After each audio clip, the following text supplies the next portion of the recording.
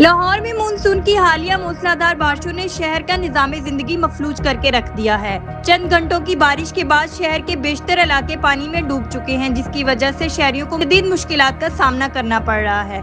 लाहौर के मुख्तलिफ इलाकों में बारिश का सिलसिला वक्फे से जारी है, जिसके बाद सड़कें और गली मोहल्ले तालाब का मंजर पेश कर रहे हैं।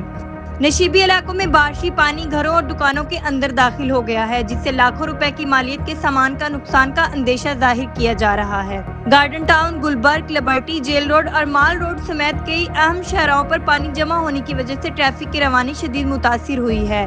गाड़ियों और मोटरसाइकिल सवारों को आमदोरफ्त में शदीद दिक्कत का सामना है, जबकि कई मकामात पर गाड़ियां बंद होने से तवील ट्रैफिक जाम भी देखने में आया है। दूसरी जानिब जिला इंतजामिया और वासा की टीमें निकासी आप के लिए फील्ड में मौजूद हैं, ताहम पानी की ज्यादा मिकदार और निकासी के पुराने निजाम की वजह से सूरत हाल पर मुकम्मल काबू पाने में ताखीर हो रही है। वासा हुकाम का कहना है कि तमाम मेन डिस्पोजेबल स्टेशन को मुकम्मल सलाहियत पर चलाया जा रहा है और पानी के अखराज का मुकम्मल अमल जारी है। महकमा मौसमियात के मुताबिक आने वाले चंद घंटों में मजीद बारिश का इम्कान है, जिसके पेश नजर जिला इंतजामिया ने मुतलका महकमों को हाई अलर्ट कर दिया है और शहरियों से गैर जरूरी सफर से गुरेज करने की अपील की गई है। रुबीना मजहर, मजीद अपडेट्स के लिए देखते रहिए आपका अपना रोशन पाकिस्तान न्यूज।